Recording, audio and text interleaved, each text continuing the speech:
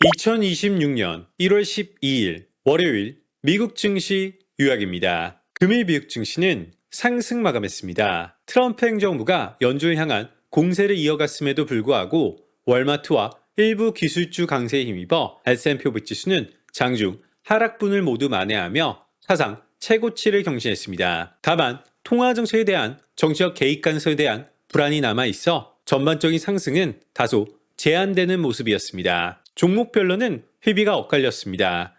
트럼프 대통령이 신용카드 금리를 1년간 10%로 제한하라고 요구하자 캐피탈원, 아메리칸 익스프레스, JP모건 등 금융주는 일제히 하락했습니다. 반면 구글은 애플 아이폰에 자사 AI 기술을 탑재하는 단연 계약 소식에 1%대 상승했고 월마트는 나스닥 100 지수 편입 기대감에 3% 급등했습니다. 앞서 시장은 일요일 저녁 연준 파월 의장이 이례적인 영상 성명을 통해 연방검찰이 연준 건물 개보수와 관련된 상원은행위원회 증언을 문제 삼아 형사수사에 착수했다고 밝힌 이후 한때 하방 압력을 받기도 했습니다.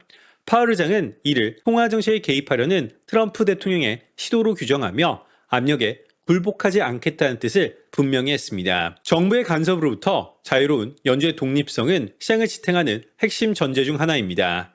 이 신뢰에 균열이 생길 경우 투자 심리는 위축될 수밖에 없습니다. 그럼에도 현재 시장이 비교적 안정을 유지하는 이유에 대해 에버코어의 크리슈나 구와는 이 문제가 시장에 크게 중요하지 않다는 시각과 사안 자체는 중요하지만 이번 조치가 결국 큰 충돌 없이 정리될 것이라는 판단이 공존하고 있기 때문이라고 설명했습니다. 이제 시장의 시선은 화요일 발표될 12월 소비자 물가 지수로 향하고 있습니다. 변동성이 큰 식료품과 에너지를 제외한 근원 CPI는 전년 동기 대비 2.7% 상승할 것으로 예상됩니다. 이는 2021년 초 이후 최저치였던 11월 상승률보다 소폭 높은 수준입니다. 또한 투자자들은 주요 대형은행들의 실적 발표와 함께 시작될 어닝 시즌을 주시하고 있습니다. 특히 은행들이 제시할 2026년 전망이 핵심 변수로 꼽히는 가운데 대손 충당금 규모나 신용카드 상한 현황 등 소비자 대출 건전성이 최우선 관심사가 될 것으로 보입니다.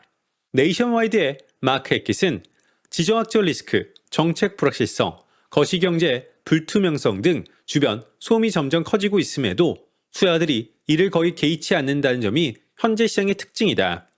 HSBC의 맥스 캐트너는 이번 주 발표될 미국 인플레이션 지표가 시장을 크게 흔들 가능성은 낮다. 블룸버그 인텔리전스는 전반적인 기업 가이던스와 시장 컨센서스의 상향 조정이 4분기 미국 기업 이익에 대한 기대를 끌어올리고 있다. 라고 전하였습니다. 2026년 1월 13일 화요일 주요 일정 살펴보겠습니다.